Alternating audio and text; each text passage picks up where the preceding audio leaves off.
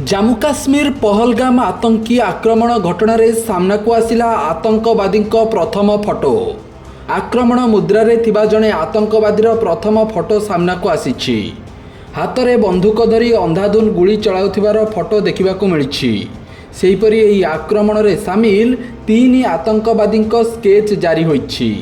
ଆସିଫ ଫୌଜି, ସୁଲେମାନ ଶାହ ଏବଂ ଅବୁ ତଲ୍ଲାର ସ୍କେଚ୍ ଜାରି ହୋଇଛି। ତେବେ ଗତକାଲି ପର୍ଯ୍ୟଟକଙ୍କ ଉପରେ ହୋଇଥିବା ଆକ୍ରମଣ ଘଟଣାରେ ଟିଆରଏଫ୍ ଆତଙ୍କୀ ସଂଗଠନ ନିଜକୁ ଦାୟୀ କରିଛି।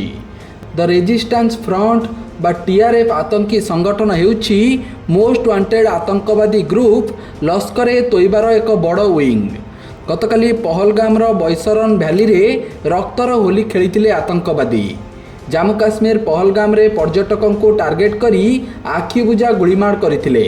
ଏଥିରେ 27 ଜଣଙ୍କ ମୃତ୍ୟୁ ହୋଇଛି। ମୃତକଙ୍କ ମଧ୍ୟରେ ରହିଛନ୍ତି 2 ଜଣ ବିଦେଶୀ ପର୍ଯ୍ୟଟକ, ଜଣେ ନେପାଳର ଆଉ ଜଣେ ସାଉଦି ଆରବର ନାଗରିକ ବୋଲି ସୂଚନା ମିଳିଛି।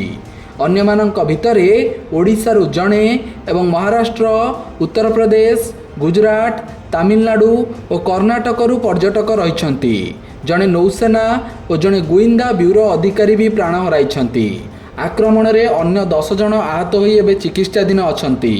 ଅନ୍ୟପଟେ ଜାମ୍ମୁ କାଶ୍ମୀରର ପହଲଗାମରେ ଆତଙ୍କୀ ଆକ୍ରମଣରେ ପ୍ରାଣ ହରାଇଥିବା ଓଡ଼ିଆ ଯୁବକ ପ୍ରଶାନ୍ତ ଶତପଥୀଙ୍କ ମରଶରୀର ଆଜି ଜାମ୍ମୁ କାଶ୍ମୀରରୁ ଓଡ଼ିଶା ଆସିବ। ପ୍ରଶାସନ ପକ୍ଷରୁ ତାଙ୍କ ମୃତଦେହ ଆଣିବାକୁ ବ୍ୟବସ୍ଥା କରାଯାଇଛି। ଆଜି ଅପରାହ୍ନ 2:35ରେ ତାଙ୍କ ମୃତଦେହକୁ ଶ୍ରୀନଗରରୁ ଦିଲ୍ଲୀ, ପରେ ରାତି 9:45ରେ ଦିଲ୍ଲୀରୁ ଭୁବନେଶ୍ୱର ଅଣାଯିବ।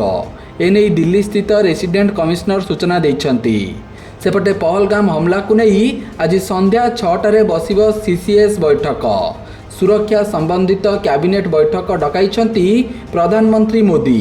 ଏହି ବୈଠକରେ ଆକ୍ରମଣ ବିରୋଧରେ କଠୋର ନିଷ୍ପତ୍ତି ନିଆଯାଇପାରେ ବୋଲି କୁହାଯାଉଛି। ବ୍ୟୁରୋ ରିପୋର୍ଟ, ସତ୍ୟପାଠ ନ୍ୟୁଜ୍।